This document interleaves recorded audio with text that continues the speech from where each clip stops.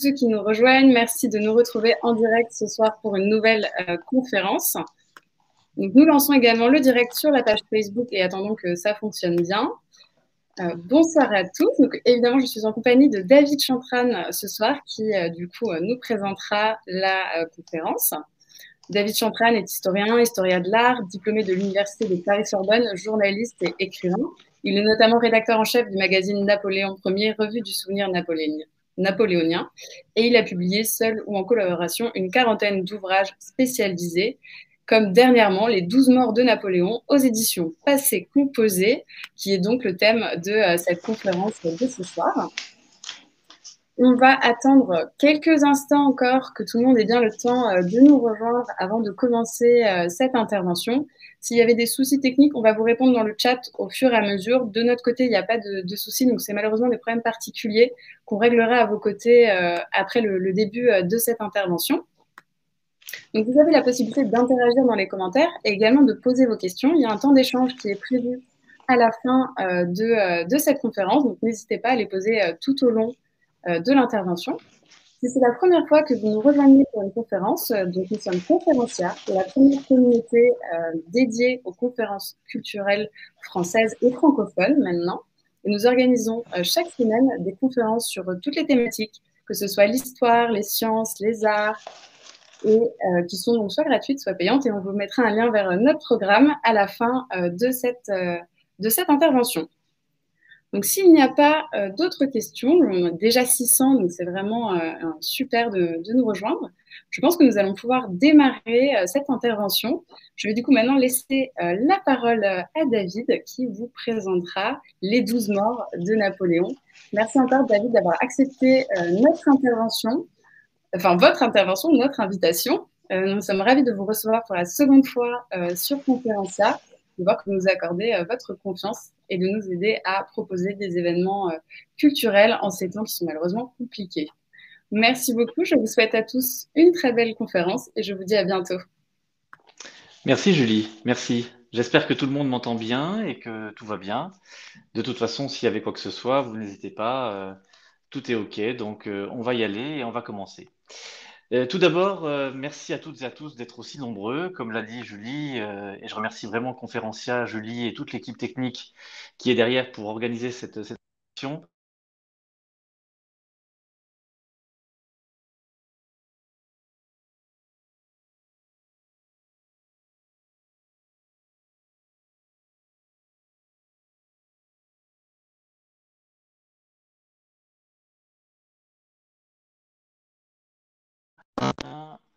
Au large de l'Afrique, à 2500 km des côtes africaines et à 3500 des côtes du Brésil.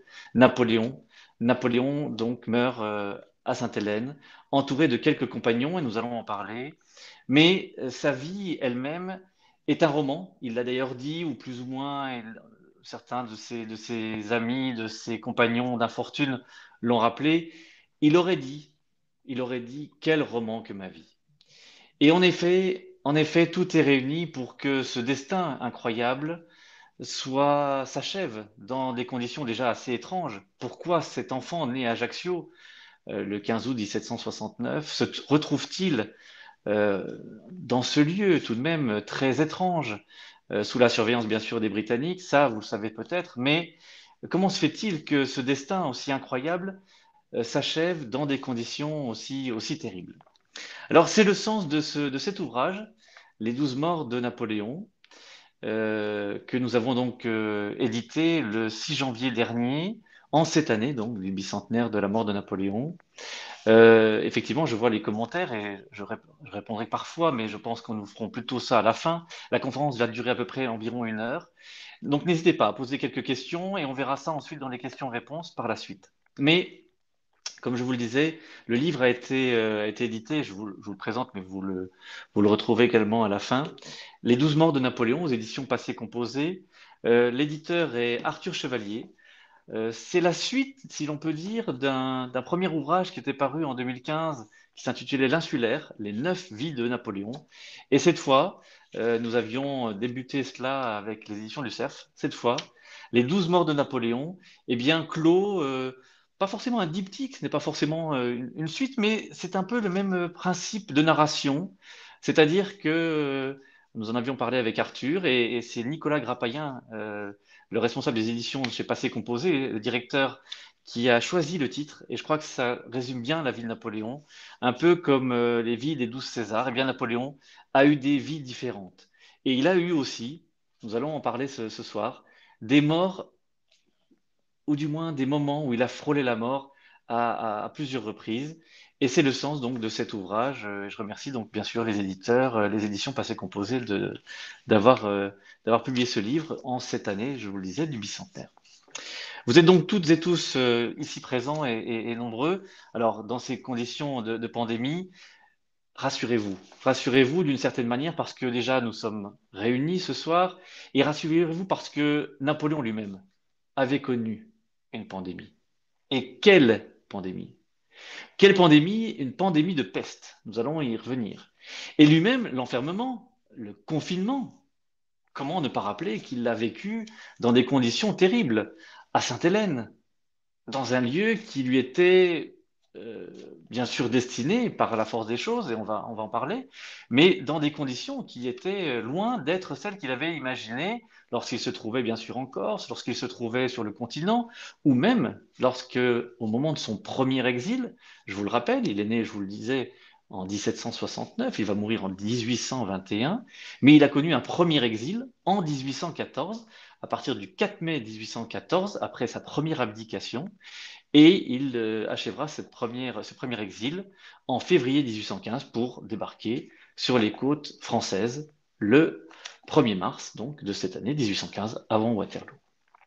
L'ouvrage donc que nous proposons ce soir, et cette conférence en est directement issue, cet ouvrage donc rappelle ces instants délicats, difficiles, étonnants, rocambolesques, mais également ces moments d'histoire. Avant tout, ces moments d'histoire, parce que Napoléon, qu'on le veuille ou non, qu'on soit favorable ou défavorable au personnage, a marqué l'histoire. Et non seulement il a marqué l'histoire, mais par ses actions, par les moments qu'il a pu vivre avec son entourage, avec les gens qui l'ont accompagné, femmes et hommes, enfants ou personnes plus âgées, eh bien, il a accompli, si l'on peut dire, un destin qui a radicalement bouleversé et la France, et l'Europe, et même le monde.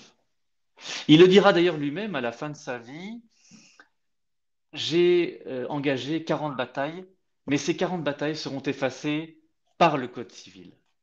Et il avait tout à fait raison parce que lorsque la plume et l'épée sont engagées, à la fin, c'est toujours la plume qui l'emporte. Et donc, ces moments qu'il a vécus à Sainte-Hélène, eh bien, c'est la base même de cet ouvrage, c'est-à-dire que la narration elle-même du livre est constituée par des allers-retours, je n'aime pas le mot flashback, donc je préfère les mots d'aller-retour entre la narration continue du départ de l'île d'Aix, ça cette fois-ci nous sommes après la seconde abdication, donc Napoléon abdique une seconde fois après avoir été battu à Waterloo, il abdique à l'Élysée, oui, l'Élysée, qui était déjà le siège du gouvernement de cette époque, ou du moins le lieu de son domicile en tant que chef de l'État. Il l'avait choisi parce que les Tuileries avaient été occupées par Louis XVIII. Et donc, il s'installe à l'Élysée. Et le 22 juin 1815, 4 jours après Waterloo, il abdique une seconde fois et se rend à l'île d'Aix. Eh bien, de ce départ de l'île d'Aix, pour partir ensuite à Sainte-Hélène, mais il l'ignore encore à ce moment-là, eh bien, ces instants de l'île d'Aix jusqu'à sa mort constituent le fil même de cet ouvrage, de ce livre, qui se décline en 12 morts, en 12 chapitres. Mais, comme je vous le disais, ce sont des allers-retours. Des allers-retours qui permettent de comprendre à quel moment Napoléon a pu frôler la mort et à quel moment, eh bien, tout ce destin, cet incroyable destin qui le fait partir d'Ajaccio pour se retrouver à Sainte-Hélène, eh bien, comment ce destin a pu basculer à tout moment. Et c'est donc le sens de cet ouvrage. Dans le premier chapitre, une minute encore, je débute par ces mots que Napoléon prononce à Sainte-Hélène. France, mon fils, tête armée. France, mon fils, tête armée. Ces mots résonnent comme une énigme et lorsque j'étais présent j'ai eu la chance d'être à l'île de Sainte-Hélène en 2005, c'était encore le bateau, avant que l'aéroport ne soit construit et que l'on puisse bien sûr avant la pandémie, que l'on puisse atterrir sur place. Eh bien, à Sainte-Hélène, je me suis rendu compte à la fois des conditions de vie dans lesquelles il avait pu vivre, même si l'on sait que notre confort actuel est tout à fait différent de celui de l'époque, mais tout de même, le climat, l'ambiance, le caractère, même si j'étais libre lorsque j'y suis allé, bien évidemment, avec Jean Tullard, le prince Murat, Bernard Chevalier, par exemple, eh bien, nous avons été accueillis par le consul honoraire de France et conservateur des domaines de Sainte-Hélène, Michel d'Ancoën-Martineau, et qui a raconté d'ailleurs son quotidien dans ce livre que je vous invite à consulter et à lire, Je suis le gardien du tombeau vide. Et donc, nous avons évoqué ces moments dramatiques. Mais avant cela, Napoléon avait été confronté à la mort, à la mort de ses plus proches. Je vous rappelle que, par exemple, que Joséphine est morte un an avant Waterloo, elle est morte en 1814, que beaucoup de ses compagnons d'armes ont péri devant ses yeux. Je vous rappelle par exemple Desaix, Muiron, c'était une question qui m'a été posée par Laurent Ruquier et sa bande des grosses têtes sur RTL récemment. Il y a eu différents moments où Napoléon a failli mourir. Je vous rappelle par exemple à Arcole, alors qu'il tente de franchir le pont, même si on sait que la légende s'est emparée de cet événement, à Arcole, il faut l'intervention de Muiron, qui de son corps protège Napoléon, pour qu'il échappe à l'instant ultime. De la même manière, toujours en Italie, mais cette fois-ci non plus à l'Arcole en 1796, mais cette fois à Marengo en 1800, il faut l'intervention aussi d'un autre général, cette fois, le général Desaix, pour que la défaite du matin se transforme en victoire, mais que Desaix, qui est arrivé en entrefaite et qui a apporté son concours historique et son moment dramatique, eh bien que ce concours militaire devienne et transforme en victoire une, une défaite qui était quasiment acquise. D'ailleurs, les Autrichiens eux-mêmes avaient annoncé déjà la victoire à Vienne, donc vous voyez, Napoléon était défait et c'en était peut-être fini de son pouvoir. Mais Désé arrive, il trouve la mort à ce moment-là, et il protège, si l'on peut dire, d'une certaine manière. Il protège Napoléon, qui était peut-être amené à périr à cet instant. Mais je vous le disais, une minute encore, ce premier chapitre nous conduit à nous questionner sur ces instants. Alors je ne vais pas tous les raconter, mais tout débute donc à Sainte-Hélène, parce que Napoléon se remémore et se souvient des instants délicats qu'il a pu connaître et à quel moment le destin ou sa vie a pu basculer. Il se découvre, et c'est ce qu'il va faire d'ailleurs avec ses compagnons qui l'entourent. Il leur raconte ses souvenirs. Alors, le grand maréchal Bertrand, originaire de Châteauroux, le général Gourgaud, le général Montholon, et bien sûr celui que vous connaissez peut-être encore plus, peut-être, le comte Emmanuel de Lascaz. Et à ces quatre compagnons, ces quatre évangélistes, puisqu'ils se considèrent maintenant comme étant une sorte de martyr contemporain, une sorte de Christ crucifié par les coalisés contre lui, eh bien, il a le temps à la fois de réfléchir sur son bilan, mais de dresser peut-être pour les générations qui suivent des lignes de communication, des lignes de réflexion pour que cette communication qu'il a tant inspirée ne demeure pas vaine et que cette communication permette aussi à ceux qui vont suivre de gagner du temps et de profiter de cette expérience parfois malheureuse, mais bien sûr aussi parfois heureuse, comme il a pu s'en rendre compte autrefois. Différents moments, je vous le disais, différents moments, déjà dès sa naissance. Le 15 août 1769, les conditions sont réunies pour que l'accouchement de Madame Mère à Ajaccio se déroule difficilement. C'est au moment des fêtes mariales, alors que les Ajacciens commémorent évidemment les fêtes de Marie, de la Vierge Marie, et bien que Madame Mère sent les premiers signes de l'enfantement. Elle est, elle est conduite rapidement dans ce qu'on appelle la Casa Bonaparte, la maison familiale, et là, elle qui est née Laetitia Ramolino, donc va donner naissance à ce petit bambin. Alors, l'image que vous voyez derrière moi n'est pas là n'est pas là donc pour l'expliquer, mais elle est là pour montrer comment la légende. Alors, bien entendu, il n'avait pas déjà la mèche sur le front, il n'avait pas le doigt sur la bouche avec ce tapis de tête de lion qui est tout à fait imaginaire. Et bien sûr, derrière, il n'y avait pas, d'ailleurs, Madame Mère le raconte, il n'y avait pas cette tenture qui représente les combats de l'Iliade et de l'Odyssée, surtout de l'Iliade ici, avec Achille que l'on découvre. Donc il n'y a pas tout cela. Mais déjà, il a failli perdre la vie. Parce que cet enfant que l'on prénomme Naboulio, comme un grand-oncle qui est mort précédemment, et Napoléon, ça signifie tout simplement le lion preneur de ville ou le nouvel Apollon, eh bien, il le dira, il doit la vie bien entendu à sa mère, et surtout les premiers temps de sa vie, parce que même s'il a failli périr au moment de cet enfantement, et que les conditions n'étaient pas tout à fait favorables comme on les connaît aujourd'hui avec tout ce qu'on l'on peut entourer lorsque la naissance arrive, même si parfois des drames existent encore dans nos sociétés contemporaines, eh bien Napoléon rend grâce et rend hommage à sa mère. Il le dira, mon excellente mère est une femme d'âme et de beaucoup de talent. Elle a un caractère mâle, fier et plein d'honneur. Elle est digne de toutes les vénérations. Les leçons de fierté que j'en ai reçues dans mon enfance ont agi sur moi toute la vie. Et c'est à ma mère que je dois ma fortune et tout ce que j'ai fait de bien. Je dois tout à ma mère. D'ailleurs, ce prénom, c'est elle qui l'a choisi. C'est elle qui en parle, bien entendu, avec le père Carlo, qui n'est pas toujours très présent, mais c'est elle qui le choisit parce que, bien entendu, il y a eu un Napoléon, un Napoléon, Napoléone dans la famille Bonaparte, mais il y a également des Naboulio autour, dans l'entourage de Madame Mère.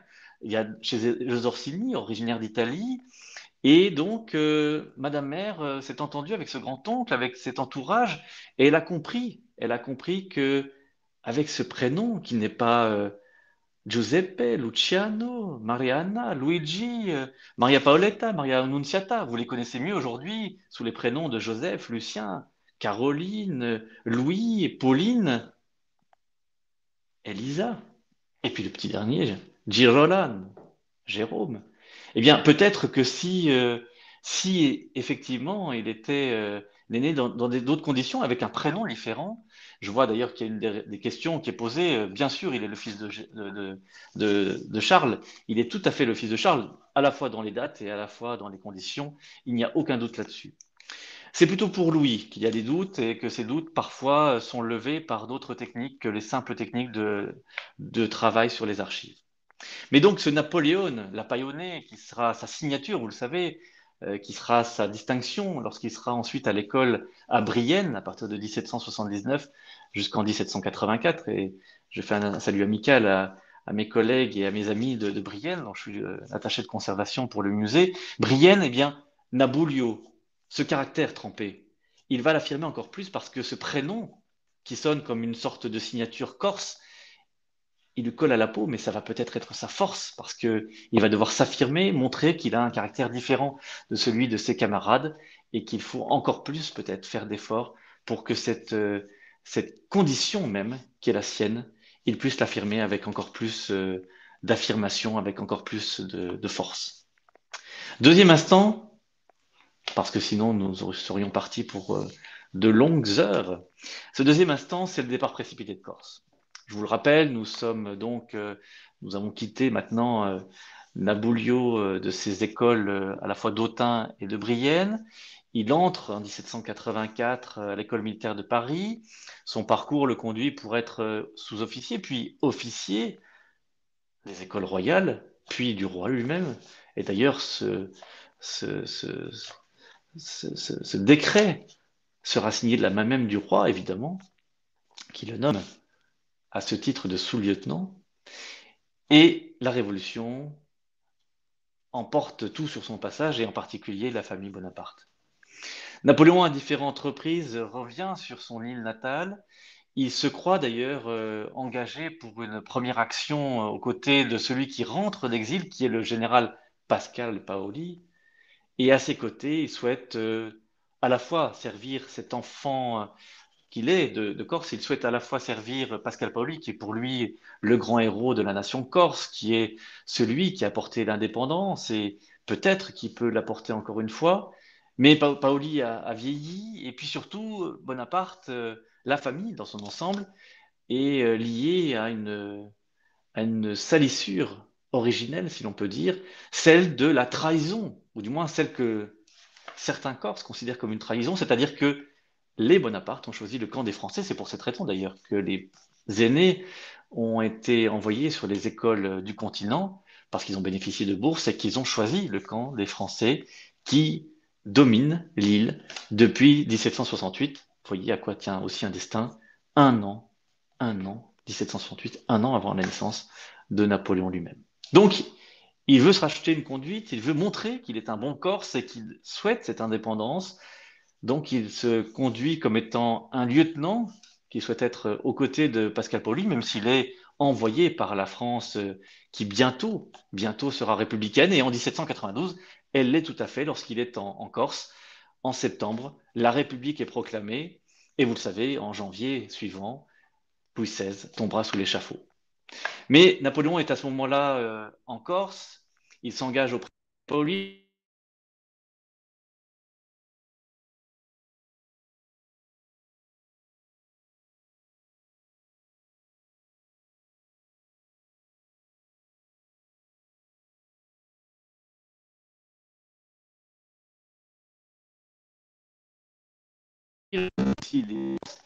Qui sont, qui sont avec lui. Oui, vous m'entendez, Pardon? David? Oui, Il je y a vous une petite entends. coupure de son. Voilà, je voulais juste vous prévenir. J'ai l'impression que c'est reparti. Ah, je suis Je vous désolé. laisse. Oui, il n'y a pas de souci, je préfère vous Je suis prévenir. désolé. Bon, Je je vous laisse reviens, reprendre. désolé Voilà, de cette petite exactement. coupure, Merci. mais je vous en prie. Et donc, pour vous dire que nous sommes maintenant en 1793, Pascal Paoli a confié une mission à Napoléon, celle de se rendre sur l'îlot San Stefano pour, eh bien, avoir une tête de pont qui permettra ensuite à la Corse d'avoir plus d'influence sur la Méditerranée.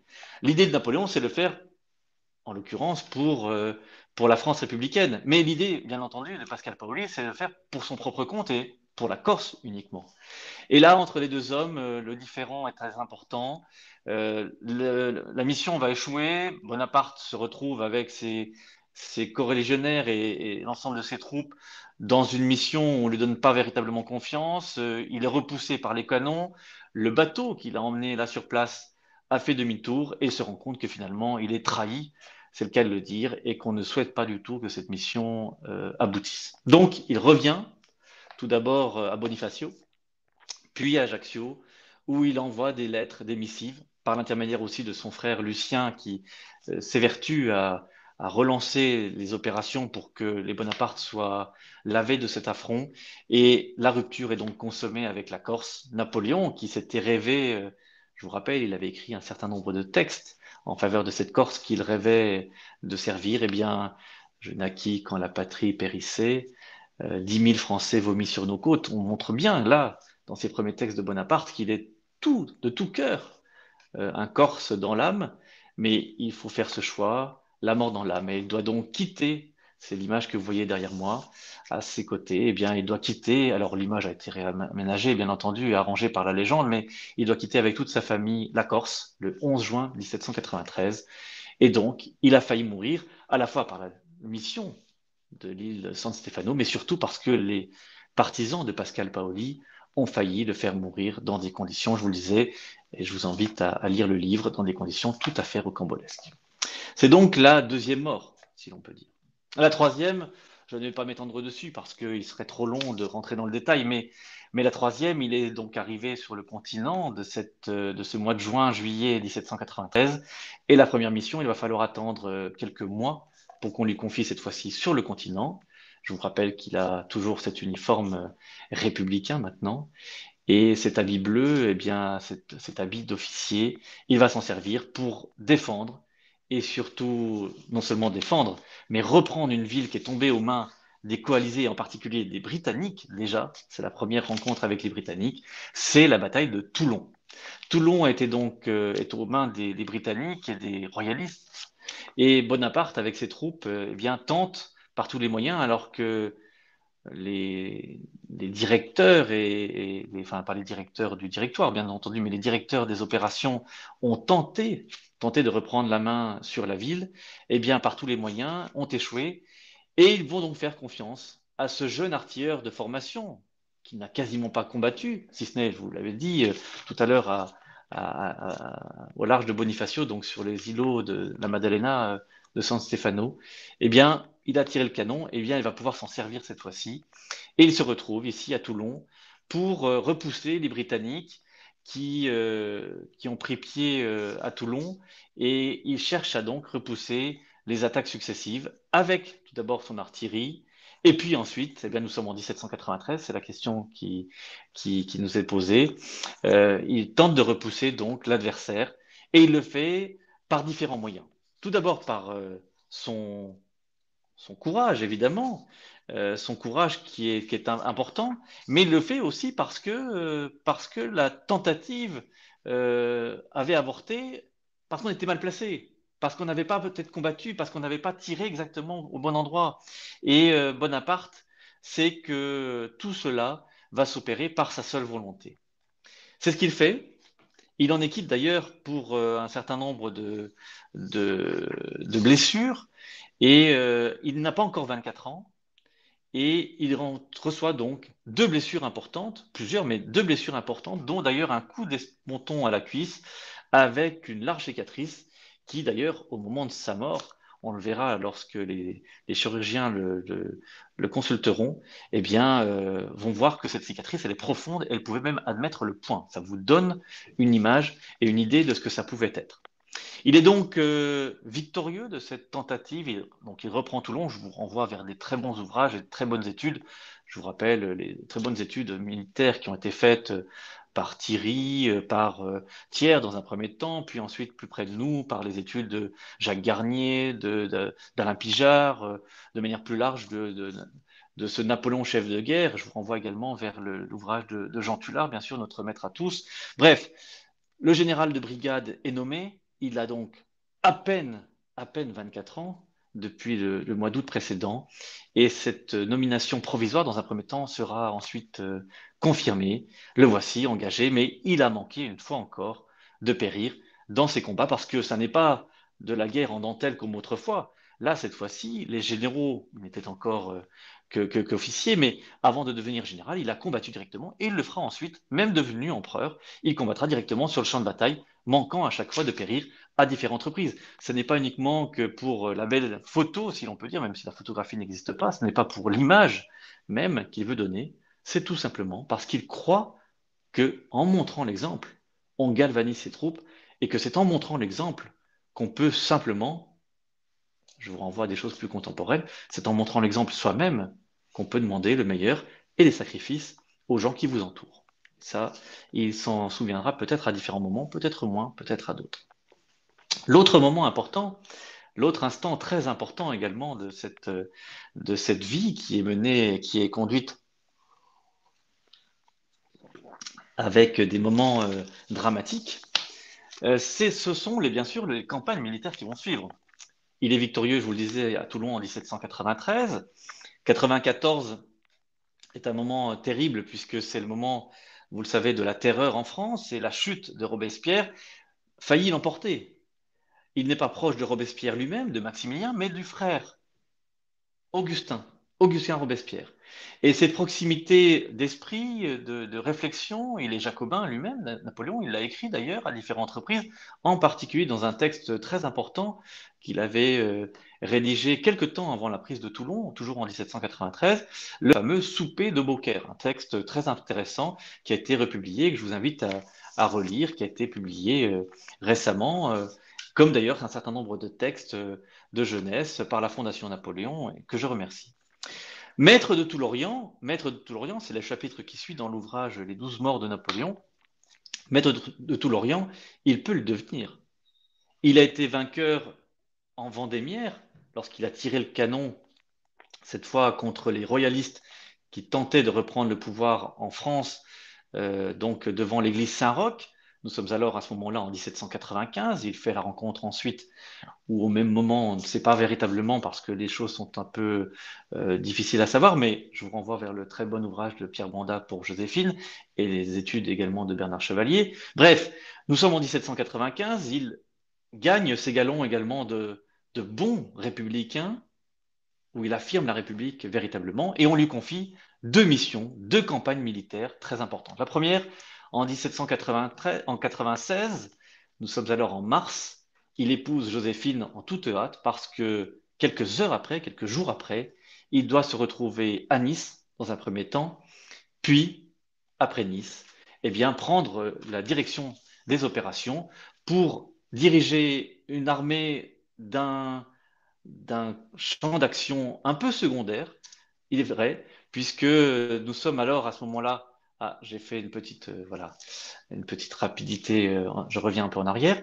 Il se retrouve donc pour diriger l'armée d'Italie, qui doit être un terrain d'action secondaire, je vous le disais, parce que le terrain principal se trouve au nord, dirigé par d'autres généraux, et donc il doit faire un peu diversion pour attirer à lui les troupes sardes, puisque le Piémont-Sardaigne est à ce moment-là allié des Autrichiens, et donc le Piémont-Sardaigne, puis les Autrichiens, donc les Sardes, puis les Autrichiens, il doit les affronter. Et il va le faire séparément, puisqu'en dispersant les adversaires, il les bat séparément, obtient de leur part des paix séparées, et il revient vainqueur, donc, à la fin de 1797, où il est acclamé, mais en étant acclamé, vainqueur comme il l'a été, alors qu'il n'avait que des troupes peut-être secondaires, comme je vous le disais, et non pas les moyens très importants qu'avait le Nord avec le Rhin et la Moselle, avec des troupes qui étaient dirigées cette fois notamment par le général Moreau et tant d'autres généraux, eh bien, il se retrouve à ce moment-là, auréolé de gloire,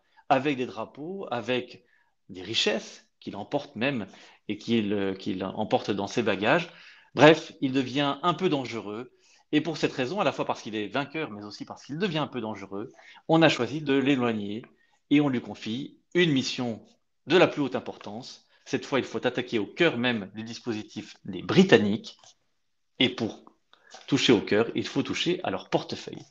Et la richesse, en particulier de la fameuse route de la soie, mais de manière plus large, des routes des épices et de l'Orient tout entier, passe par un pays que vous connaissez, qui est bien entendu l'Égypte. Donc la mission qu'on lui confie en 1798, et c'est ce qu'il va faire à bord d'un navire amiral qui s'intitule, comment pouvait-on le faire autrement, l'Orient, eh bien il part en direction de l'Égypte pour une campagne militaire, mais également pour une expédition scientifique.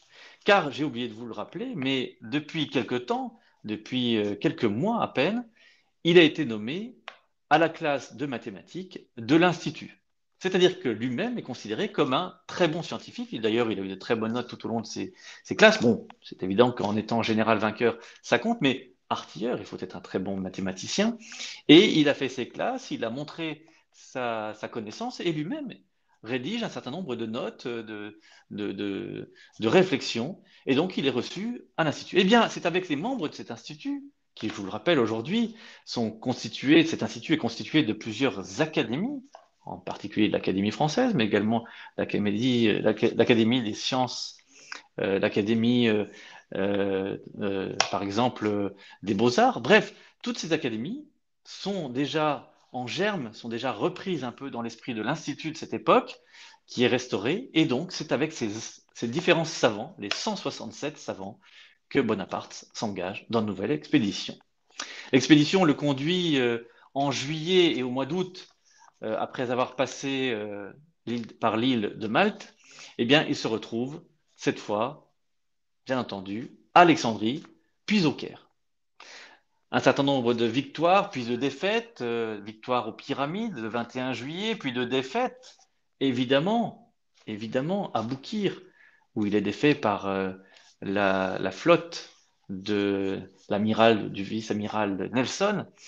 Eh bien, Napoléon doit être finalement, cette fois, contraint d'être prisonnier de sa conquête égyptienne, et il se retrouve cette fois contraint à trouver une autre mission, autre que uniquement scientifique. Cette fois-ci, c'est de pacifier l'Égypte qui était aux mains des Mamelouks, ces terribles janissaires, ces terribles expédients qui ont été envoyés par l'Empire ottoman et qui maintenant s'installent et font la terreur sur le continent et en particulier en Égypte. Et donc, Bonaparte les combats avec l'ensemble de ses troupes, et en particulier avec son futur beau-frère Murat, avec d'autres généraux comme Lannes ou tant d'autres, et il repousse l'adversaire pour pacifier et surtout rendre aux Égyptiens la direction même des opérations et de leur politique.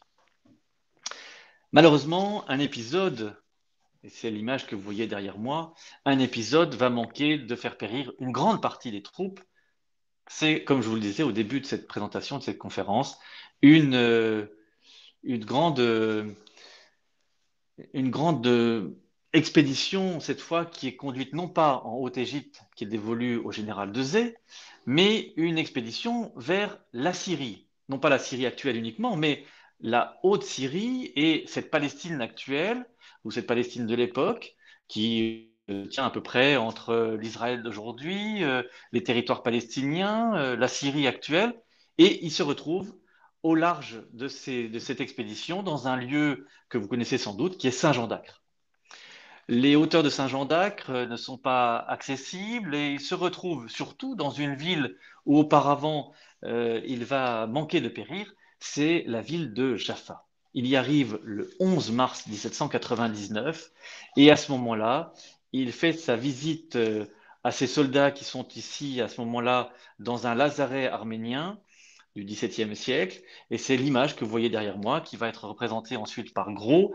Et dans le tableau de Gros, je vous le décris, à droite de Bonaparte se trouve un général à sa droite qui tient son mouchoir sur la bouche, un autre revêtu d'un manteau qui fait de même en se retournant. Alors je crois qu'on peut faire un petit zoom. Voilà. Parfait. Merci beaucoup à Julie de m'avoir expliqué comment tout ça fonctionnait. Donc vous le voyez, il se retrouve avec ses généraux derrière lui. Donc l'un de ces généraux serait Berthier, l'autre, si l'on en croit la réponse que fit Gros à son biographe Tripier-le-Franc, ce serait Bessières. Et puis derrière, bien entendu, le médecin lui-même, Desgenettes, qui accompagne Bonaparte dans cette visite. Tout simplement parce qu'il se retrouve dans un lazaret, parce que ses soldats sont atteints d'une terrible épidémie. On en sait quelque chose aujourd'hui. Cette autre terrible épidémie, elle est véritablement dramatique, c'est bien entendu la peste. Et cette scène de la visite de Bonaparte, même si elle ne se s'est pas véritablement passée comme celle-ci, parce qu'il faut en une seule toile résumer l'action elle-même et puis peut-être valoriser, bien entendu, aussi le sujet lui-même, mais du moins, le courage de Bonaparte, il est indéniable en revanche. Il est venu en personne, il aurait pu attendre que l'événement et que cette peste décime une partie de son armée. Non, il souhaite montrer par son exemple qu'il souhaite affronter la mort et qu'il souhaite que les soldats eux-mêmes profitent d'un certain nombre de soins et soit reçoivent les dispenses, par exemple, des médecins. On en voit un, par exemple, qui s'est évanoui à droite, atteint du même mal que le pestiférique qui agonise à ses genoux. Et derrière, on voit un autre médecin qui porte probablement les traits de Masclet, ami intime du peintre, et également un oriental coiffé d'un turban. Bref, tout est réuni pour que les soldats ne soient pas oubliés. Bref, encore un moment où Napoléon manque de périr, et il a déganté, vous le voyez, sa main gauche, et il touche, on le voit peut-être encore sur le détail, on le voit en train de toucher effectivement euh, les endroits où les bubons apparaissent avec autant de détails. Nous sommes donc en 1799, Bonaparte quitte Jaffa. Je vous renvoie vers l'ouvrage où vous aurez plus de détails. Il quitte Jaffa parce que d'autres opérations militaires sont aussi engagées. Le Mont Tabor, par exemple, et puis plus près du Caire, évidemment. Il doit recombattre de nouveau les Mamelouks et également les Égyptiens, une partie des Égyptiens ou des troupes qui ont été envoyées de Turquie actuelle, de l'Empire ottoman de l'époque, de la Sublime Porte, et il repousse donc ses adversaires. Il les repousse à différentes reprises, et la bataille qui va compter énormément, c'est la bataille d'Aboukir, cette fois-ci sur terre. Et d'une certaine manière, cette bataille d'Aboukir va effacer l'affront naval précédent. Et en 1799, Bonaparte reprend la mer avec une partie de ses troupes. Il laisse le commandement à Kléber. Puis après la mort de Kléber, ce sera Menou, qui lui s'est converti d'ailleurs. Il se fera appeler Abdallah Menou. Donc, preuve que Napoléon a respecté et a fait respecter par ses troupes les us et coutumes de la population locale. Donc, Bonaparte, lui, est reparti en 1799. Il repart en direction de la France, où il va donc débarquer à Saint-Raphaël-Fréjus, remonter alors que une quarantaine, vous savez maintenant de quoi on parle, hein, quand on parle de quarantaine, eh bien, la quarantaine, il ne la respecte pas, il se retrouve à Paris, où l'attendent eh bien, un certain nombre de ses comparses, et en particulier en particulier non seulement Joséphine. On sait que d'un point de vue personnel, les choses n'ont pas toujours été très simples, très simplement entre deux, mais ils se réconcilient et surtout parce que la France a besoin d'un général, d'une épée pour conduire un coup d'État qui a été imaginé par le fameux abbé Sieyès qui envisage une nouvelle constitution et qui souhaite mettre un terme à toutes les difficultés de ce que l'on appelle à ce moment-là le directoire, parce que la France de l'époque n'est pas dirigée par un président de la République, même si on est en République, elle est dirigée par 5 directeurs, c'est donc le directoire, depuis la constitution de l'an 3, de la République. Et donc Bonaparte va donc, avec Sieyès, avec également l'appui de Fouché et surtout de Talleyrand, et puis un certain nombre de ses généraux autour de lui, eh bien, en 2 temps, les 18 et 19 Brumaire, eh bien, il va tenter de reprendre le pouvoir en faveur d'une république qui est brinque-ballante, qui est attaquée de toutes parts à l'extérieur par ses adversaires militaires, mais également à l'intérieur par des tentatives de reprise en main par les républicains plus forts ou plus modérés parfois, ou surtout par ce qu'on appelle les monarchiens, c'est-à-dire les partisans de la monarchie. Je sais, c'est un mot un peu bizarre. Les monarchistes, non, ce sont des monarchiens à l'époque. Et donc Bonaparte, en coup d'État à 2 reprises, les 18 et 19 Brumaire, donc va donc tenter de reprendre le pouvoir en faveur de Sieyès, c'est ce que tout le monde imagine, mais en fait en faveur de lui-même, c'est ce qu'il va faire, et il manque une fois encore de périr. C'est son frère Lucien qui est à la tête de l'Assemblée, et il le dira, le président du Conseil des 500, c'est son frère Lucien, vous déclare que l'immense majorité de ce Conseil est dans ce moment sous la terreur de quelques représentants à stylet qui assiègent la tribune, qui présentent la mort à leurs collègues et enlèvent les délibérations les plus affreuses. Et Napoléon lui-même racontera plus tard, je me présente au Conseil des 500, puisqu'ils étaient 500 membres, 500 députés, si l'on peut dire, par rapport à aujourd'hui, alors que l'autre conseil, c'était le Conseil des Anciens, notre Sénat d'aujourd'hui, par exemple. Eh bien, il raconte, je venais rappeler à la majorité de ses volontés et l'assurer de son pouvoir. Les stylets qui menaçaient les députés sont aussitôt levés sur leur libérateur. 20 assassins se précipitent sur moi et cherchent ma poitrine. Les grenadiers du corps législatif que j'avais laissé à la porte de la salle accourent. Ils se mettent entre les assassins et moi. L'un de ces grenadiers est frappé d'un coup de stylet dont ses habits sont percés. Il m'enlève. Au même moment, les cris de hors-la-loi se font entendre contre le défenseur de la loi, ce qu'il dit donc de lui-même. Je donne l'ordre de l'arracher à leur fureur, et 6 grenadiers du corps législatif entrent au pas de charge dans la salle et la font évacuer. C'est le fameux mot de Murat. Foutez-moi tout ce monde-là dehors.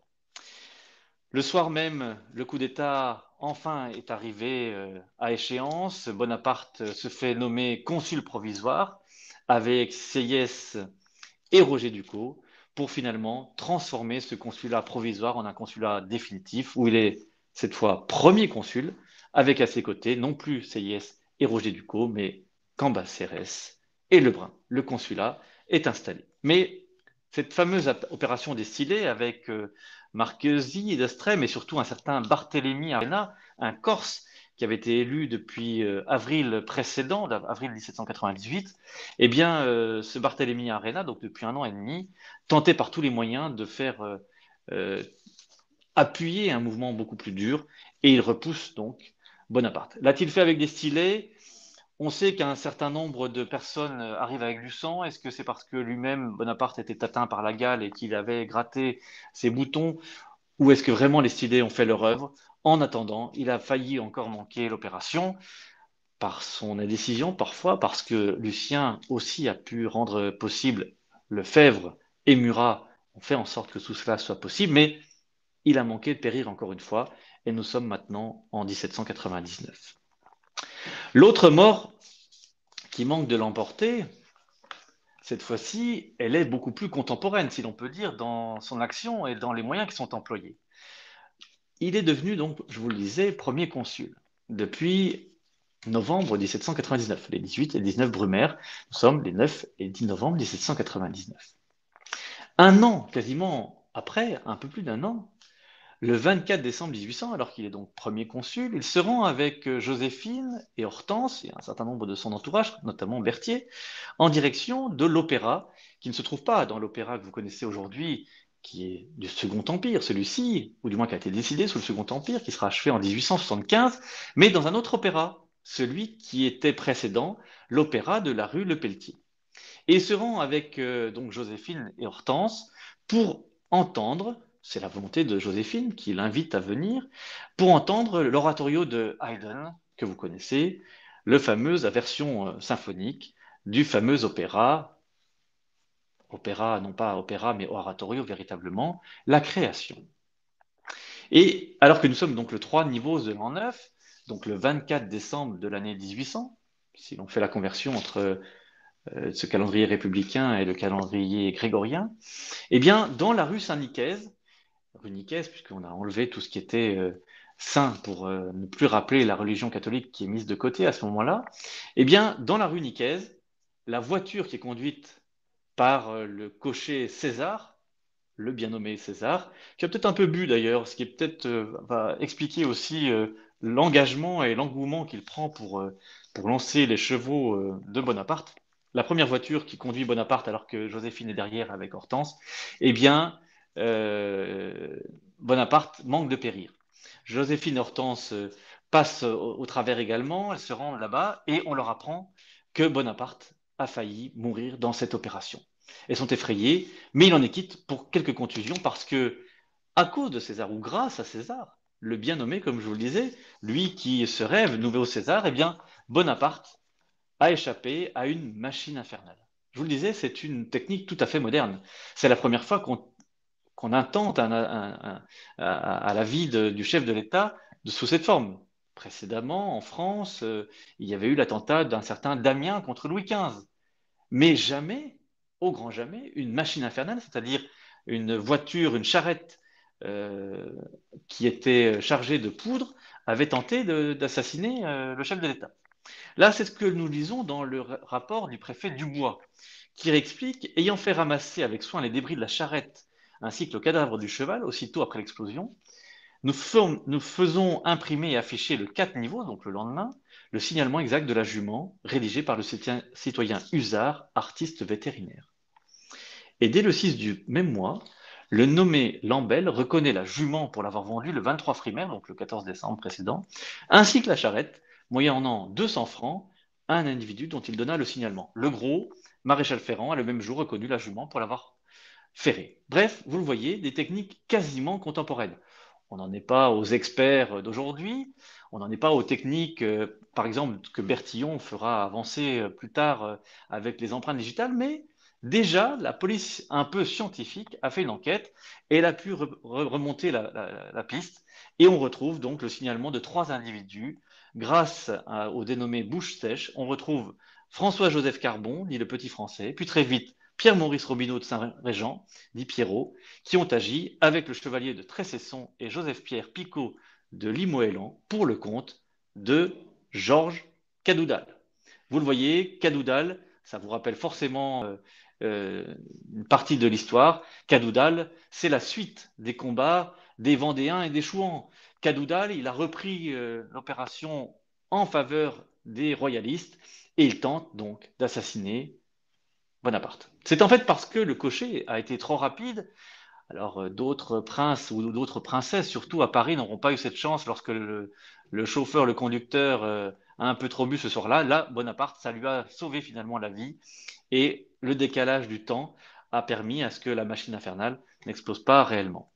Pendant ce temps, eh bien, la France, ou une partie au moins de la France, chante cette grâce qui a permis d'échapper à la mort. Et il y a une chanson que l'on chante ensuite pour rappeler ce moment terrible. Cette machine infernale, je cite, était faite d'un tonneau et renfermait au lieu d'eau beaucoup de poudre et de balles. Cette invention d'enfer avait des cercles de fer. Nous sommes donc le 24 décembre 1800. Bonaparte, une nouvelle fois, alors qu'il n'est pas encore Napoléon Ier, a échappé la mort.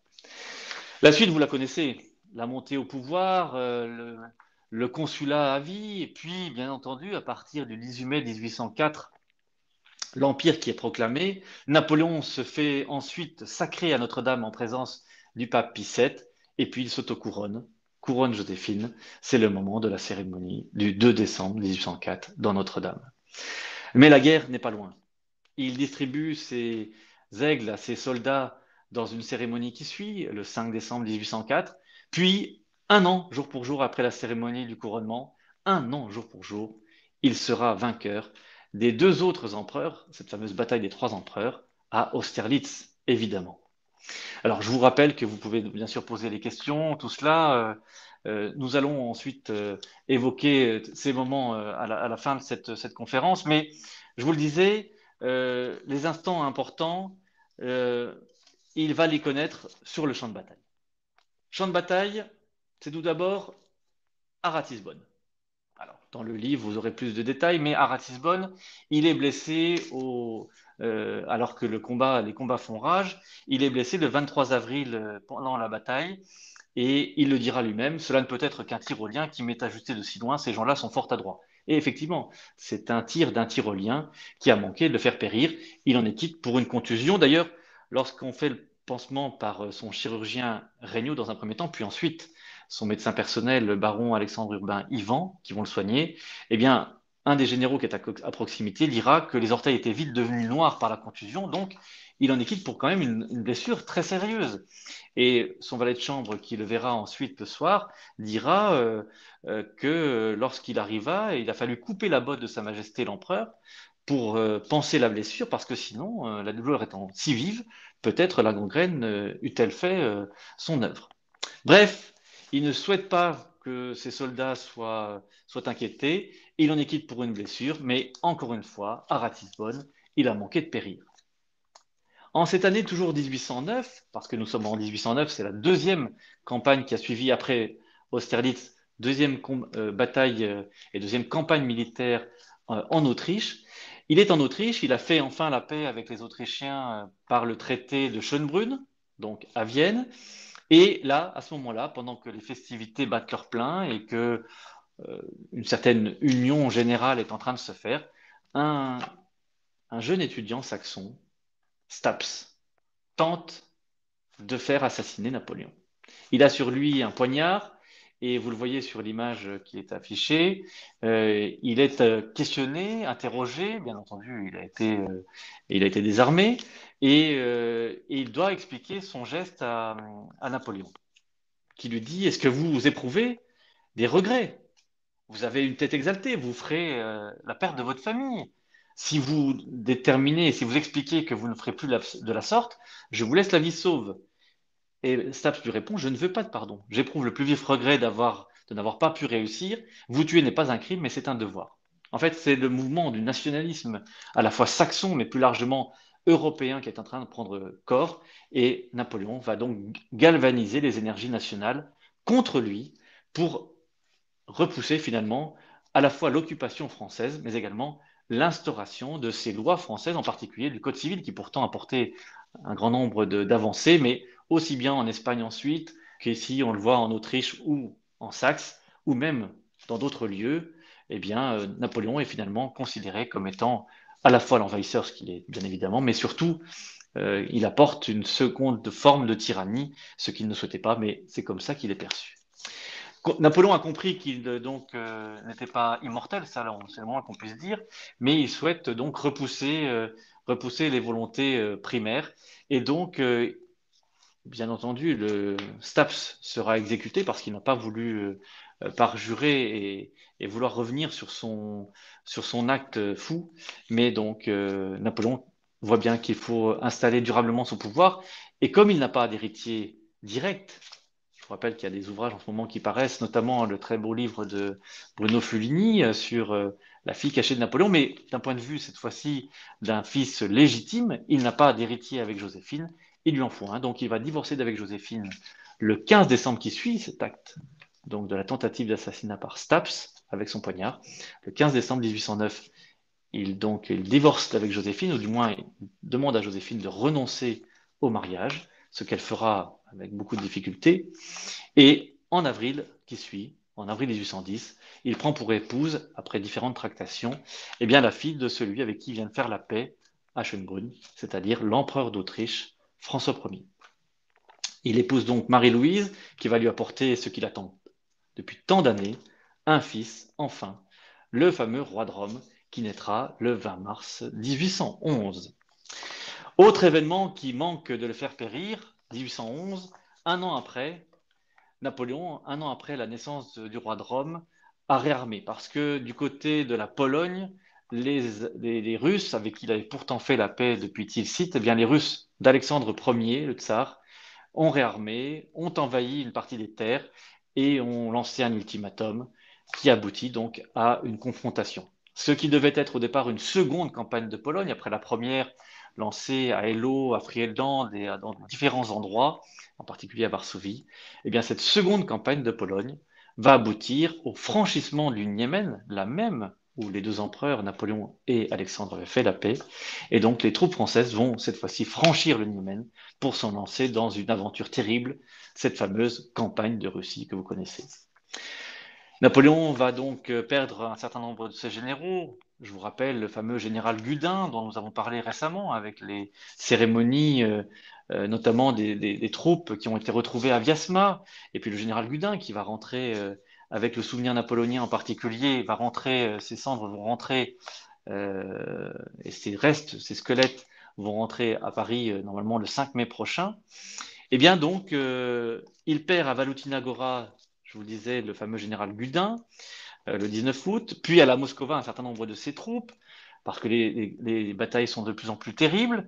Lui-même n'est pas encore blessé à ce moment-là, mais le 7 septembre, il comprend que la difficulté va s'accumuler et il entre donc à Moscou le 15 septembre et dans la nuit, alors même qu'ils viennent de rentrer depuis quelque temps à peine, eh bien Moscou est en flammes. Le gouverneur Rostopchine a lancé la direction des opérations et Napoléon est finalement, encore une fois, comme en Égypte, prisonnier de sa conquête. Moscou est en flammes, donc il ne peut plus profiter ni bénéficier de toutes les réserves qu'il aurait pu imaginer. Il n'y a pas que l'or, hein, bien évidemment, dans cette opération, mais surtout les réserves pour vivre sur le territoire. Et donc, eh bien, il en est quitte pour être mis de côté parce que dans la nuit même, alors qu'il se retrouve au Kremlin, c'est ce que raconte son secrétaire, le baron Fin. Fin raconte que comme un château couvert de petits dômes surmontés de boules dorées, nous étions réveillés en sursaut, des flamèches viennent de tomber sur le toit de son appartement. Moscou, je vous le disais, est en flammes. Il doit quitter donc les lieux in extremis. Sa redingote grise, d'ailleurs, est brûlée en plusieurs endroits, de même que ses propres cheveux. Donc Napoléon en est quitte vraiment pour une belle frayeur, et il a manqué encore de périr une dernière fois ici. Il repart ensuite vers Smolensk, puis le général Hiver fait son opération. Le 22 novembre, il est à la Bérésina. Victoire, bien sûr, militaire de la Bérésina, mais défaite parce que là, la retraite qui suit, Napoléon part, lui, le 5 décembre, mais ensuite pour ses troupes, c'est un long calvaire qui débute. Et je vous renvoie vers le très beau poème de Victor Hugo, Il neigeait, où on était vaincu par sa conquête. Pour la première fois, l'aigle baissait la tête. Mais il n'est pas encore l'heure. Ce n'est pas en Russie que Napoléon, vous le savez, va mourir. Une autre campagne s'engage cette fois en Saxe, où les coalisés maintenant sont véritablement lancés à sa poursuite et le relancent pour le repousser de Saxe dans un premier temps, puis ensuite d'Allemagne tout entière. Et Napoléon, en 1814, doit combattre sur le sol français, son sol véritablement qui l'accompagne et où il a appris le métier de soldat. D'ailleurs, l'une des premières batailles, après les Vosges, après Igné par exemple, un petit clin d'œil à mes amis vosgiens, eh bien, c'est en 1814 donc que la campagne militaire se lance avec Brienne, avec tant d'autres batailles, Champaubert, Montmirail, Montreux, vous les connaissez toutes et tous. Mais après les premières victoires, eh bien, la défaite est inéluctable parce que les forces en présence sont trop importantes, Autrichiens, Prussiens et puis les Russes qui arrivent. Donc Napoléon est contraint à l'abdication et c'est ce qu'il va faire le 4 avril, puis le 6 avril, dans un premier temps, en faveur, c'est ce qu'il souhaitait de son fils, puis ensuite sans condition. Il a abdiqué donc pour la première fois, nous sommes à Fontainebleau, dans le château de Fontainebleau. Il a fait, il a renoncé à ses droits, à la fois sur la France et sur l'Italie, puisque je vous le rappelle, il est non seulement empereur des Français, mais également roi d'Italie, mais également pour lui, mais pour ses descendants. Alors il se dit, mais est-ce que tout cela a donc servi à rien? Il a fait tout cela pour son fils, pour ce fils qu'il a tant espéré, mais il ne peut pas abdiquer en sa faveur. D'ailleurs, son fils est maintenant reparti avec sa mère Marie-Louise, la mère du petit roi de Rome, et il se retrouve à ce moment-là à Vienne. Donc Napoléon n'a plus aucune raison d'espérer. Cet espoir, il n'a plus véritablement aucune raison. Et donc, ce 4 avril, puis ce 6 avril, il comprend que c'en est fait et que sa vie véritablement n'a plus aucune raison. Donc, dans la nuit du 12 au 13 avril, alors qu'il se trouve environné et entouré de quelques fidèles, ils sont encore peu nombreux à ce moment-là, puisque beaucoup l'ont quitté, eh bien Caulaincourt, qui est à ses côtés et qui l'a accompagné déjà depuis la Russie, Caulaincourt note un changement dans son attitude. Il dit: l'empereur paraissait très préoccupé, sa voix était altérée. Il évoquait des souvenirs d'un passé plein de gloire, se désespérait de l'état d'humiliation où se trouvait la France. Les douloureuses réflexions qui ne pouvaient qu'accompagner une telle énumération paraissaient avoir fatigué l'empereur. Mais fatigue ne signifie pas autre chose. Pourtant, à 3 heures du matin, Napoléon écrit quelques mots. Il demande que jamais on ne sépare l'empereur de ses enfants. Et il souhaite surtout que l'impératrice qui veille sur son fils, il le dit, on ne sépare jamais l'impératrice et son fils de lui. Il refuse l'idée qu'après avoir été livré aux Alliés, on lui réserve toutes sortes d'humiliations, et qu'on cherchera sûrement à l'insulter, ce qui serait pour lui pire que la mort, l'humiliation. Puis il ajoute qu'il avait bien pesé sa situation, bien réfléchi sur sa position, et qu'il pouvait se soumettre à l'idée de voir son nom dans un traité qui ne faisait mention que de lui et de sa famille, et qui ne stipulait rien pour la nation, ni pour l'armée. Dans peu, glacial, déterminé, il termine par un laconique, et il dit à son entourage: dans peu, je n'existerai plus. Ce sont ses derniers mots. Il prend donc un mélange à base d'opium, nous sommes en avril 1814 donc, que lui a concocté 2 ans plus tôt un pharmacien sur les conseils de son chirurgien Ivan. À l'époque, la potion était conservée dans sa fiole, et il ouvre donc la fiole. Ça devait servir à ne pas tomber entre les mains, par exemple, puisqu'on est en 1812, aux mains des Cosaques, par exemple. Il mélange à de l'eau le poison, il le boit et il attend. Ça aurait dû le tuer, mais les effets sont quasi nuls, parce que le poison s'est éventé, et que depuis le temps, eh bien, le produit, tout simplement, s'est évaporé. Napoléon en est donc quitte pour d'horribles vomissements, quelques contractures et un lavement d'estomac. Encore une fois, il n'est toujours pas l'heure, et sans cela, nous sommes en 1814, sans cela, pas de premier exil. Pas de premier exil, pas de retour après l'île d'Elbe, pas de retour, donc, je vous le disais, le 1er mars 1815, au large de Golfe-Juan, pas de remontée par la fameuse route Napoléon qu'on connaît aujourd'hui, vers Grenoble, pas de retour aux Tuileries, pas non plus de Waterloo. Car à Waterloo, c'est là que tout s'achevait. C'est la dernière bataille. Elle s'achève ce 18 juin 1815. Rappelez-vous le 18 juin, autre date fameuse de l'histoire, parce que le général de Gaulle, dans son fameux appel, a peut-être trouvé que la concordance des dates, un Français battu par des Anglais, il y avait peut-être matière à faire retourner le sens des époques. Et donc Napoléon, ce 18 juin 1815, combat valeureusement avec ses soldats. Il a peut-être lancé les troupes un peu trop tardivement, et puis en face de lui, Wellington tient coûte que coûte, repousse l'adversaire et attend un soutien. Bonaparte, vous le savez, maintenant devenu Napoléon, comme autrefois du temps des campagnes d'Italie, avait des soutiens comme le général de Zell, je vous le disais. Mais là, ce n'est pas Grouchy qu'il espère, le fameux maréchal nommé depuis quelque temps. Non, ce n'est pas Grouchy qui va arriver, celui qu'il espère tant. C'est Blücher, le Prussien, avec ses troupes, qui vont prêter main forte aux Anglais, aux Britanniques de manière plus générale, et les tentatives avortent. Et Napoléon tente, alors cette fois, de perdre la vie au milieu du dernier carré que vous voyez sur l'image, que je vais vous agrandir un petit peu, ce fameux dernier carré qui est autour de lui. Alors l'image, elle est reprise évidemment par la légende avec le fameux général Cambronne, ce fameux mot qu'il a lancé en direction des Anglais. Mais il est au milieu de ces derniers carrés, on le remet à l'arrière, il doit prendre sa berline, doit quitter le champ de bataille, il en est quitte encore pour quelques contusions, mais il ne meurt pas sur le champ de bataille comme il l'espérait, comme il avait d'ailleurs espéré l'année précédente à Montreux lorsqu'il avait retiré d'ailleurs avec le canon. Non, la mort ne veut pas de lui, et il en est quitte donc pour repartir, abdiquer une dernière fois. 4 jours plus tard, je vous le disais, donc il est à l'Élysée, et il doit donc partir cette fois pour Sainte-Hélène. De ces 12 morts, donc, tout s'achève à Sainte-Hélène en 1821. En 1821, voici la scène. que le peintre Steuben donnera définitivement.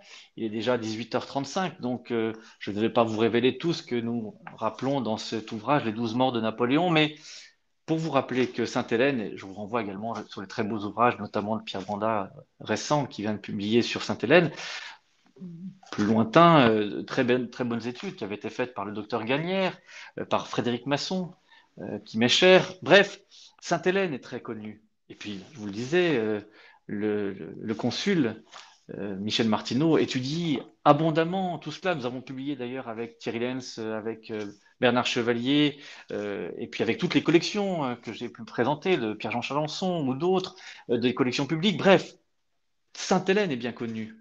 Son entourage est bien connu maintenant avec le très beau livre, je vous le disais, de Pierre Banda. Tout ça est bien connu. Mais quelle est la psychologie de ce personnage qui se retrouve à Sainte-Hélène? Comment peut-il vivre et surtout réécrire son histoire? Comment doit-il comprendre le destin qui était le sien?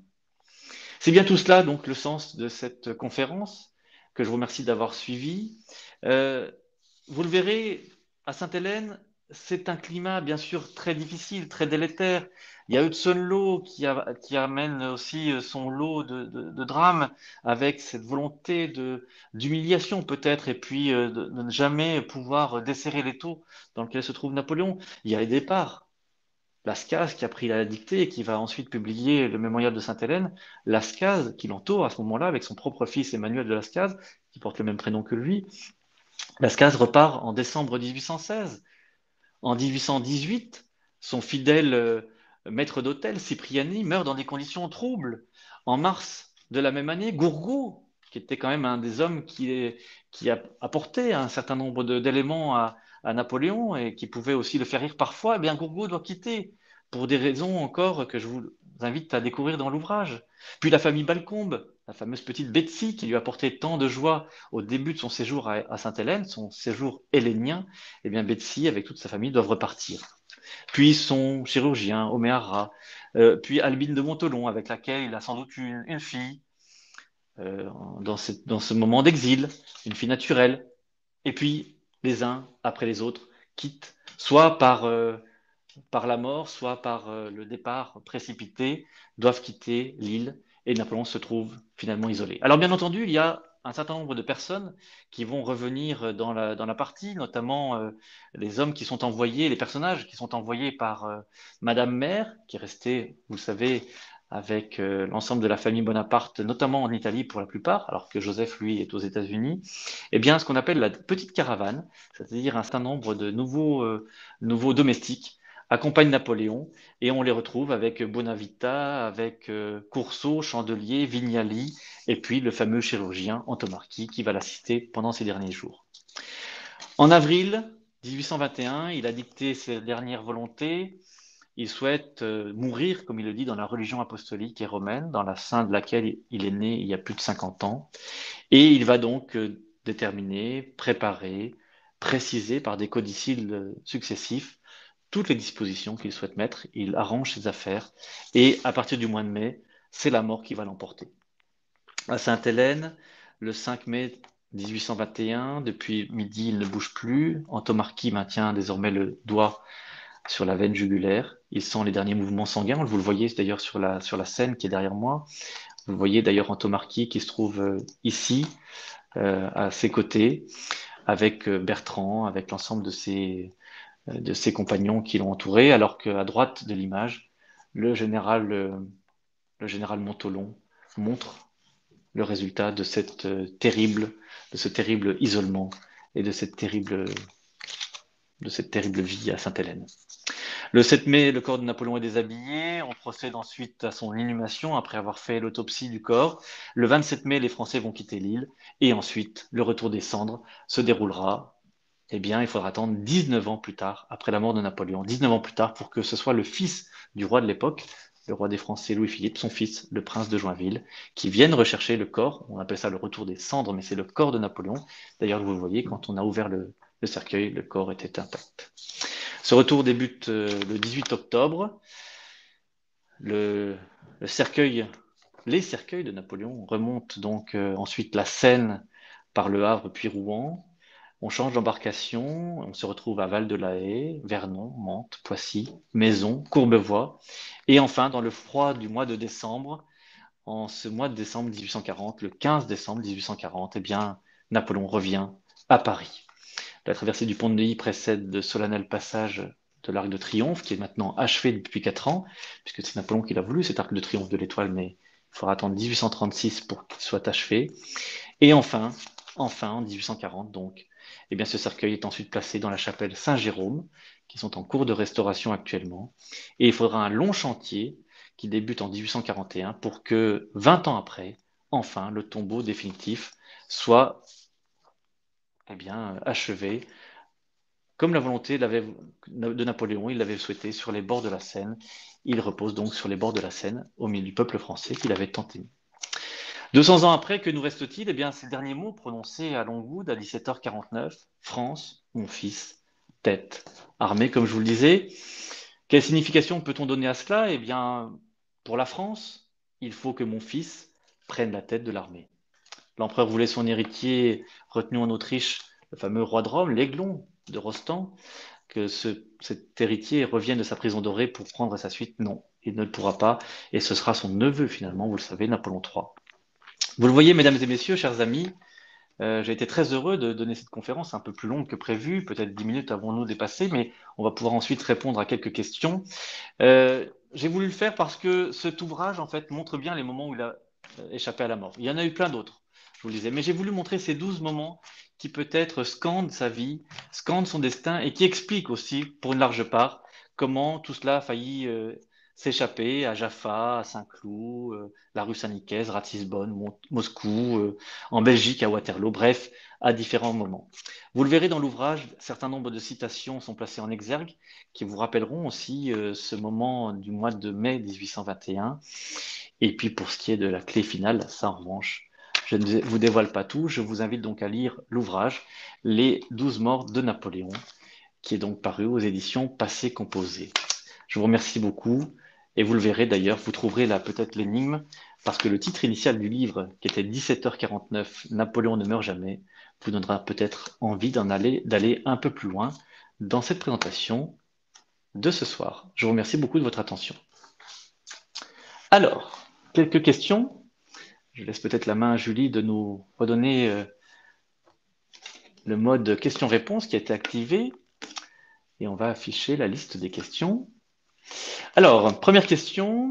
Est-il vrai qu'il aurait raté la sélection pour partir avec l'équipage de la Pérouse sur la boussole? En ce cas, il a frôlé la mort bien avant la Révolution. Alors, cette question, Napoléon lui disait lui-même, à différentes reprises, on lui a prêté un certain nombre d'événements majeurs, etc. Il était effectivement, à ce moment-là, il était possible qu'il puisse un jour peut-être prendre la mer. Parce qu'en réalité, Napoléon ne se destinait pas à devenir lui-même artilleur.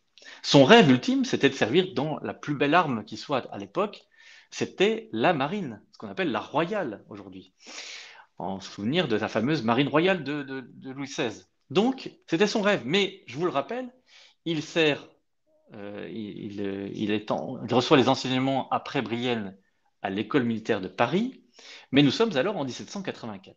Et j'ai oublié de vous le rappeler, mais lui-même frôle la mort à différentes reprises, mais son père, Carlo Maria, Charles Bonaparte, lui meurt en 1785.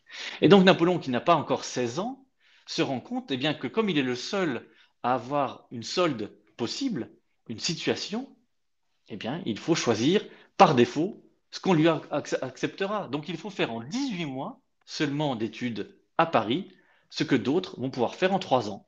Donc il passe le concours en toute hâte pour pouvoir enfin avoir une solde et pour subvenir aux besoins de sa propre famille. Et donc, il ne prendra pas part à des combats navals, mais il sera dévolu à l'artillerie. Donc, la Pérouse, possible, mais avec des si, évidemment, Napoléon n'a pas choisi ce destin, il est devenu artilleur. Autre question, je ne sais pas comment on peut passer à la question suivante, la liste des questions. Quel rapport Napoléon avait-il avec la mort? Ah, c'est une bonne question, ça aussi. Alors, la mort et Napoléon, je l'ai rappelé à différentes reprises, Napoléon a un rapport un peu particulier. Il est formé pour combattre sur le champ de bataille. Il est lui-même destiné, je vous le rappelle, dans sa formation, à devenir au maximum de ce qu'il peut avoir, de devenir peut-être un jour colonel. Enfin, du moins, l'équivalent de colonel à l'époque. Mais jamais au-delà. Je vous le rappelle, il n'est pas issu d'une grande famille. Et le titre de maréchal, par exemple, enfin, la distinction de maréchal, il ne peut pas l'acquérir. Ça, c'est dévolu aux grandes familles. Mais la Révolution va tout changer. Donc, Napoléon, qui a combattu, qui a connu la mort à différentes reprises, déjà à la Maddalena, à Toulon, et puis il la frôle régulièrement sur les champs de bataille pendant les campagnes militaires, il a un rapport particulier. Un rapport particulier, il ne croit pas à l'au-delà. Il a été formé par sa mère avec une bonne tradition catholique, corse, évidemment, mais teintée de paganisme. Et c'est ce paganisme qu'on retrouve régulièrement dans ses pensées, dans ses réflexions. Il sait qu'il y a un au-delà. Mais il a des remarques, il a différents échanges, notamment à Sainte-Hélène.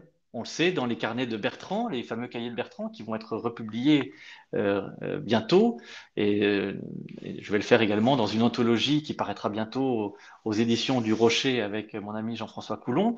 Eh bien, nous avons réuni l'ensemble des textes. Et les cahiers Bertrand eux-mêmes vont être publiés par François Houtsec prochainement. Donc, on sait tout ce qui a été publié. Et dans les réflexions, dans les remarques qu'il fait avec le grand maréchal Bertrand, lorsque Bertrand lui demande ce qu'il y a après la mort, il note que Napoléon lui a dit, après la mort, il n'y a rien. En cela, il est assez proche de ses compatriotes et même de ses contemporains qui, comme par exemple Fouché ou Talleyrand, considèrent que finalement tout cela est vain et qu'il n'y a pas véritablement, surtout quand on pense que Talleyrand a été évêque.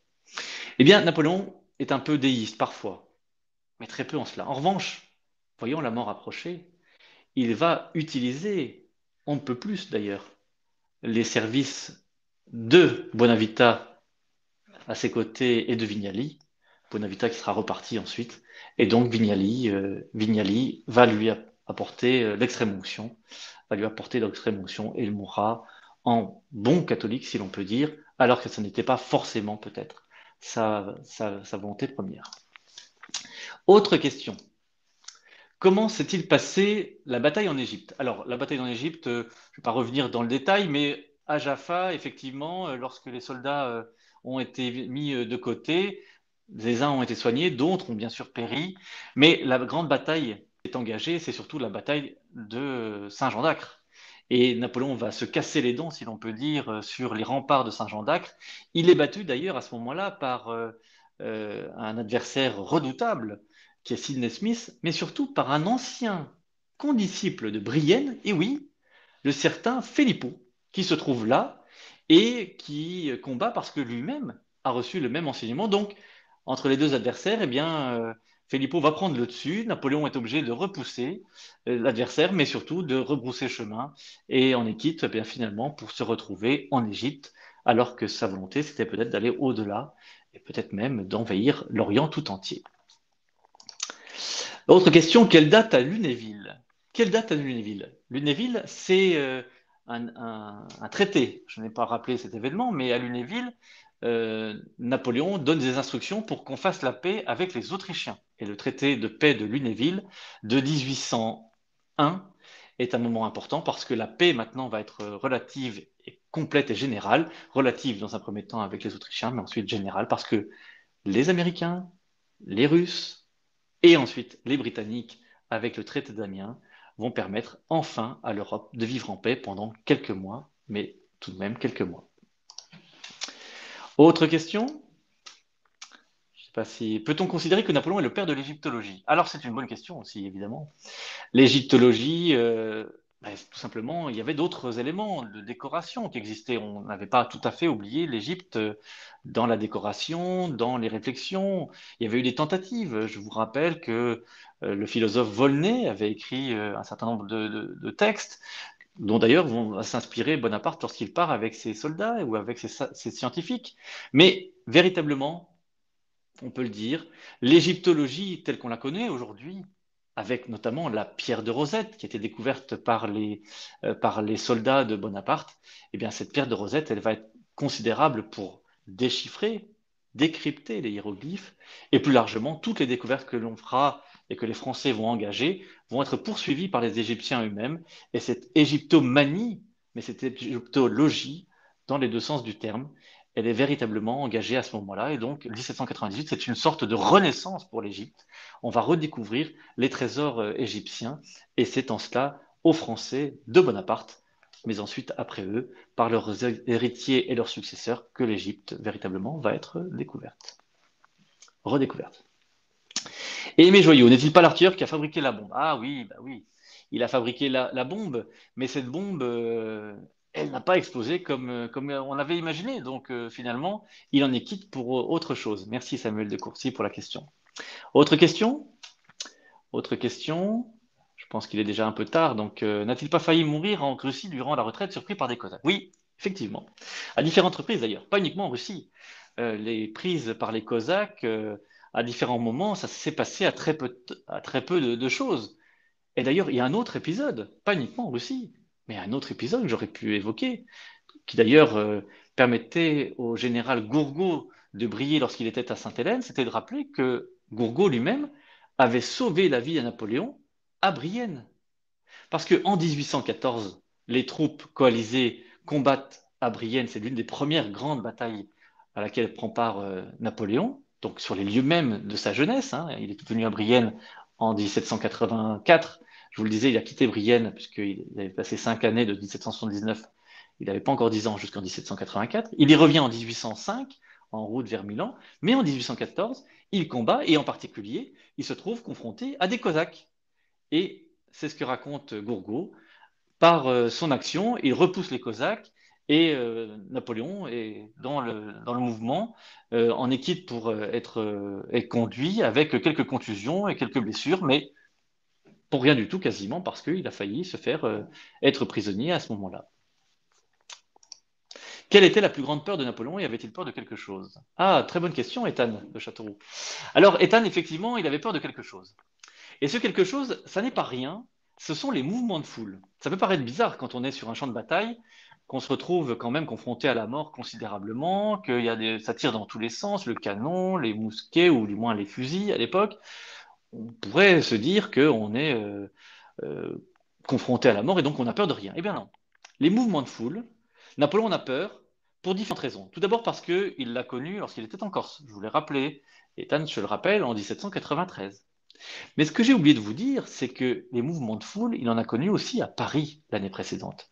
En 1792, au moment la fameuse invasion des troupes et d'une partie du peuple parisien aux Tuileries, le 10 août 1792, il a assisté à ce qui s'était passé. Et cette peur panique des mouvements de foule, il la gardera tout le temps. C'est-à-dire qu'il n'aura pas peur sur le champ de bataille, mais il aura toujours peur des mouvements incontrôlés tel qu'on peut en connaître encore aujourd'hui. Et donc, d'une certaine manière, Napoléon, il n'est pas, il est très valeureux lorsqu'il est sur le champ de bataille, et il ne craint pas d'aller affronter le canon, mais en revanche, les mouvements de foule, non seulement parce qu'il ne veut pas être fait prisonnier, ça c'est pour ça qu'il avait cette petite fiole de poison sur lui, mais c'est surtout parce qu'il ne sait pas il ne sait pas ce que ça peut devenir et que de manière incontrôlée, une foule peut aussi engager d'autres éléments et donc il veut l'éviter à tout prix. Merci beaucoup pour la question, Ethan. Autre question? Je crois qu'on va bientôt se quitter. Malheureusement, il est déjà 19h54. Je ne voudrais pas être trop long. On va afficher l'autre question. Non, il n'y en a plus? Pas d'autres questions? Julie? J'étais trop long. Hein. J'étais trop long. Je suis trop. Mais je crois J'arrive. qu'on a, je crois qu'on a suffisamment parlé avec nos amis et puis on aura toujours l'occasion d'échanger à d'autres moments. Donc, je vous remercie beaucoup. Chers amis, mesdames et messieurs, toutes et tous, de tous âges, venus de tous horizons, de tous les pays peut-être, je vous remercie beaucoup. Je vous remercie beaucoup de votre attention. Je vous remercie également d'avoir engagé, et je remercie Conférencia, le souvenir napoléonien également, de nous accueillir ici dans ces très beaux bureaux, qui sont mes bureaux de travail du magazine Napoléon Ier, qui vient de paraître d'ailleurs avec un dossier sur les aides de camp. Donc je remercie toutes et tous et je remercie Julie aussi de son Merci à vous, David. assistance. Je pense que vous devez m'entendre maintenant. J'ai eu un Je petit vous entends souci très de bien, très très connexion. bien, très très Merci bien. beaucoup pour votre générosité. Je sais qu'on a un petit peu dépassé, mais on souhaitait vous passer quand même quelques questions. Oui, Pour tous ceux qui souhaitent voilà, peut-être poser d'autres questions et continuer encore la à discussion échanger, bien sûr. et échanger, on vous met le lien de notre page Facebook. On a fait un post spécial où vous Et puis pouvez je répondrai à quelques questions, voilà. Je regarderai ça exactement. dans les jours qui suivent et puis je répondrai à chacun, enfin, ou j'essaierai de répondre à quelques-uns plutôt, parce que chacun sera peut-être très compliqué, mais à quelques-uns d'entre vous pour, voilà, pour éclaircir ou éclairer au moins une partie des questions. Et puis je vous remercie. Je remercie Conférencia. Je vous invite toutes et tous aussi, mesdames et messieurs, à vous inscrire à Conférencia si vous ne l'êtes pas encore, à suivre leurs conférences, c'est passionnant. Et puis je pense qu'on est amené à se revoir peut-être tout au long de cette année Napoléon, parce qu'on a tant de choses à découvrir, peut-être des visites virtuelles, mais enfin bon, on va y Donc, je revenir, n'en dis pas plus pour mais l'instant, mais on on vous n'en dit prépare pas un plus. Mais voilà. programme pour nos actualités futures, nos prochaines conférences gratuites. Donc, nous avons rendez-vous lundi prochain pour une conférence qui sera dédiée à Paul Morand et qui sera présentée par Pauline Dreyfus, qui vient de sortir une biographie acclamée par la critique sur ce sujet. Et également, le lundi 1er mars, nous aurons rendez-vous pour une visite guidée du château d'Angers, qui sera du coup réalisée en partenariat avec les Monuments nationaux.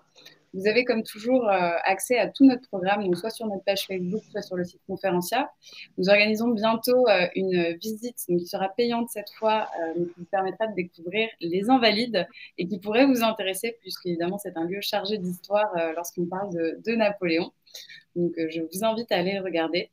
Encore une fois, merci beaucoup David de nous avoir fait confiance Merci depuis le début Julie. et encore aujourd'hui Je pratiquement crois que un... oui, j'avais été le premier, je crois, quand il y avait eu le confinement. Ouais, Exactement, vous avez été à lancer le avec premier. vous. On avait voilà, essuyé les plâtres, et puis là maintenant, mais on a les techniques tout à fait au point, et on remercie vraiment voilà, Conférencia de nous avoir mis à disposition tout ça. Donc, écoutez, on vous prépare un programme sur Napoléon avec David Champagne en particulier pour les prochains mois. Donc, suivez nos actualités sur nos réseaux sociaux pour être au courant de tout cela. On vous dévoilera ça, je pense, à partir du mois de fin mars, courant mai. Merci à tous d'avoir suivi la conférence de ce soir. Nous allons maintenant clôturer cet événement. On transmettra évidemment le lien du replay sur Facebook et sur YouTube demain matin directement sur votre boîte mail. On espère vous voir nombreux à de futures conférences. Merci encore, David. Si vous avez un Merci dernier Julie. mot à dire, c'est bon, on peut se clôturer cette... Je vous dis à toutes et tous merci, et puis surtout, sachez une chose, ce que je disais, c'est-à-dire que Napoléon ne meurt jamais, et que même s'il y a eu ces 12 morts, eh bien, d'une certaine manière, il n'a jamais été aussi présent qu'aujourd'hui, dans les débats, parfois même un peu véhéments, mais aussi, il nous interroge aussi sur notre monde contemporain, et il n'a jamais été aussi important peut-être pour nos réflexions actuelles, mais aussi plus largement notre patrimoine et tout ce que nous lui devons. Donc merci à toutes et tous et je vous donne rendez-vous à d'autres moments avec Conférencia. Merci à vous. J'en profite pour ajouter en tout dernier un petit message. Peut-être certains d'entre vous connaissent des historiens, des guides conférenciers qui pourraient être intéressés. Si vous avez des recommandations à nous faire, n'hésitez pas à nous écrire par mail sur Facebook en MP et à nous donner des personnes qui, à vos sens, feraient une belle conférence sur Conférencia. Ça nous aide énormément. Merci à tous. Je vais maintenant clôturer cet événement. Je vous souhaite une très belle soirée. Merci encore, David, et à très bientôt À pour de bientôt, conférences. à bientôt, à bientôt. Au revoir.